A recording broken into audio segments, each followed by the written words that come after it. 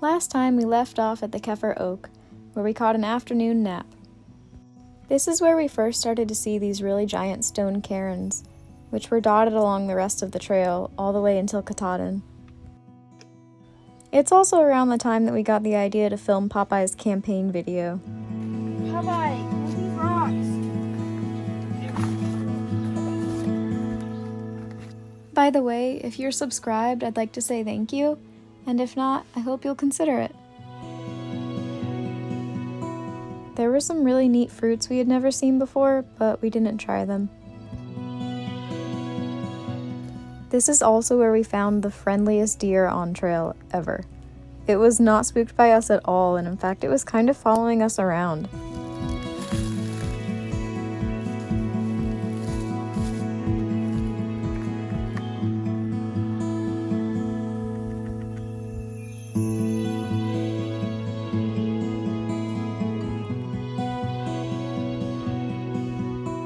She looks so itchy that I wonder if she's covered in deer ticks.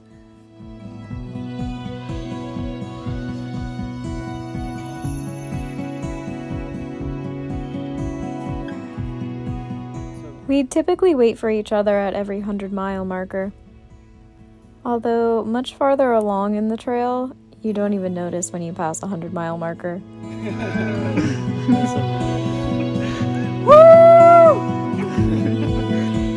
We got to Dragon's Tooth, which is just as sketchy, if not more sketchy than it looks.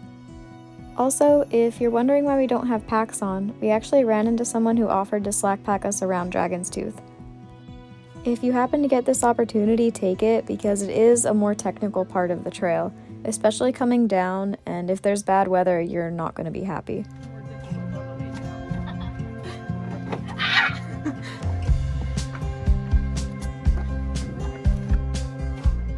When we were there, a storm did start to roll in, so it got really windy, and it did sprinkle on the way down. Try to hike out before.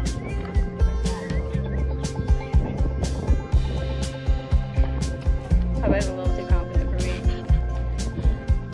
I'm very confident as well.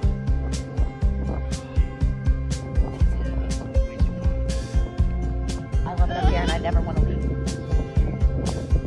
It's about 35 feet up with nothing but rocks below, so you might not make it if you fall.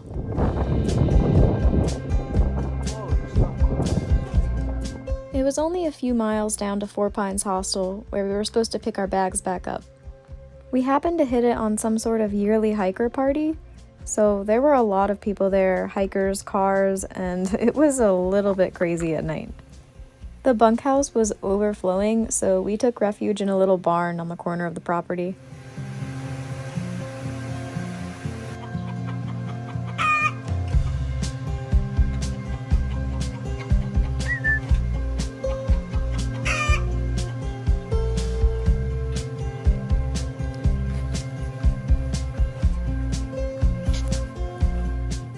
Unfortunately, the group got a little bit separated, and the only way to meet back up into town was to do a 24-mile day. We had already done Dragon's Tooth, but we would be completing the other two Virginia Triple Crown peaks, McAfee Knob and Tinker Cliffs.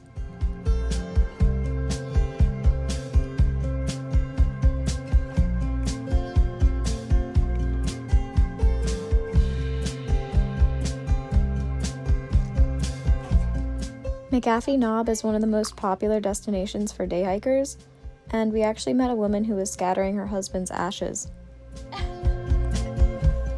We spent a little too much time here. In fact, we probably should have rationed our time a lot better on this day.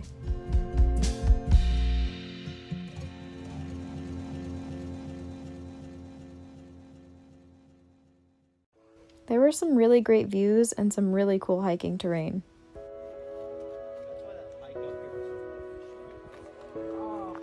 This is Tinker Cliffs, which was one of my top 10 favorite places on trail.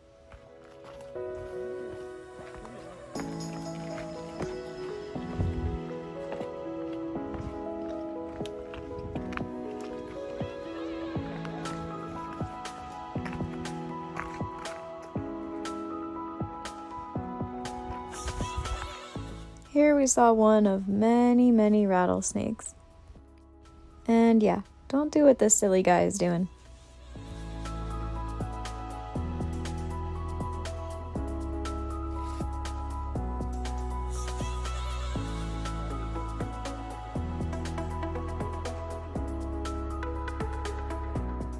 It was a really hot day, way too hot to be doing 24 miles, and Moss and Toasty didn't get the opportunity to slack pack.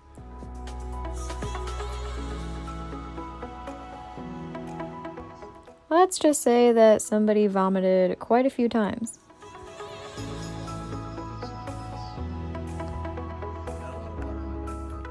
Eventually, we convinced Moss and Toasty to hand their packs over and take a break.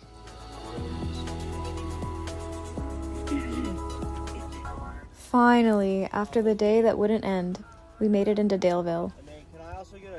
Forrest and the girls had somehow managed to borrow a van, so they drove us to get some fast food. Daleville also has the nicest Super 8 to exist. In fact, the hotel is so nice that it caused an all-day debate about whether to hike out or stay another day.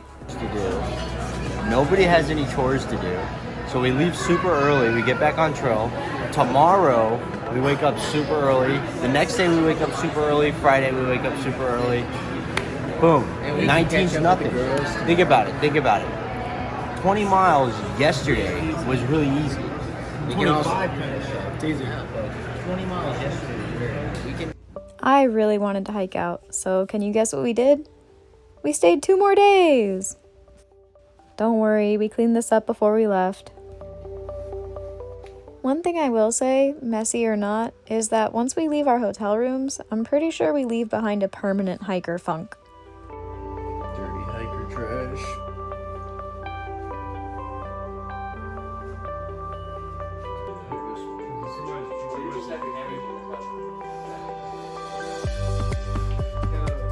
And here we are, in the same restaurant I tried to convince everybody we should hike out from. In the end, we probably shouldn't have spent so much time in that hotel because we were about to get a nice Airbnb. We piled in a trunk, hopped on the highway, and headed to an Airbnb that Moss and Toasty's parents had rented.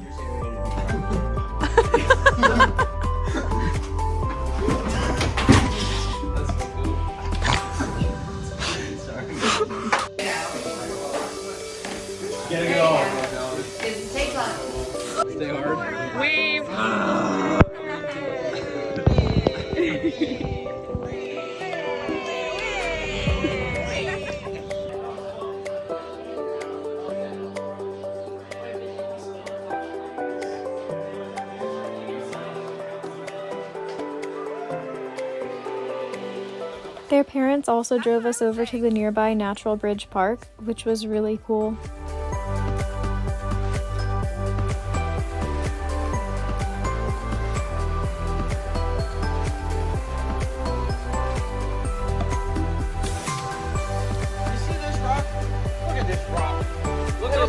The cool rocks up there. I don't know why the camera's pointed this way. Yeah. The camera really doesn't give it justice. I wonder what laying down does. Oh my god. It's really weird. In person, it almost feels like you're looking at an illusion.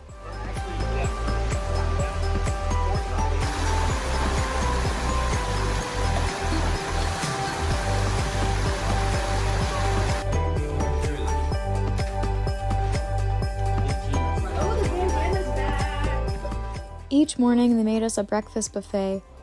Even Milkman got himself some pickles and eggs and pickled eggs and pancakes. I got this one. Are you judging me for what beat habits? This is natural. We were picked up along different spots on the trail, so we got dropped off along different spots on the trail too.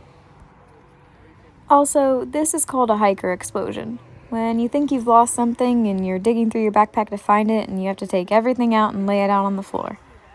This particular part of the trail paralleled along the Blue Ridge Parkway, so sometimes we just walked along the road.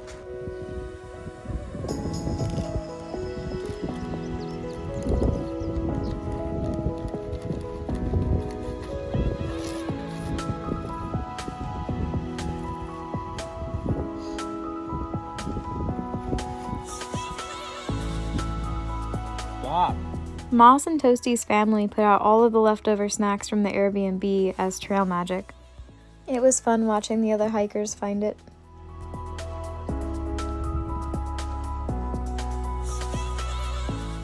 The road was more open, which meant it had better views than the trail, but it also meant it was not a good place to be during a lightning storm.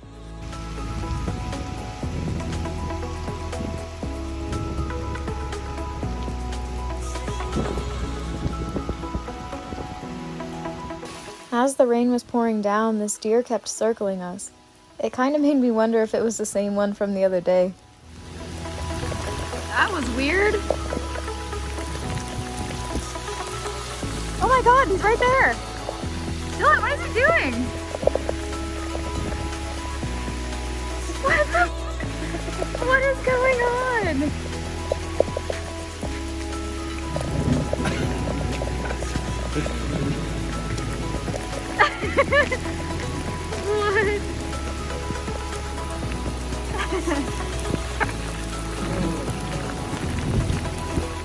Wish us luck getting out of this situation.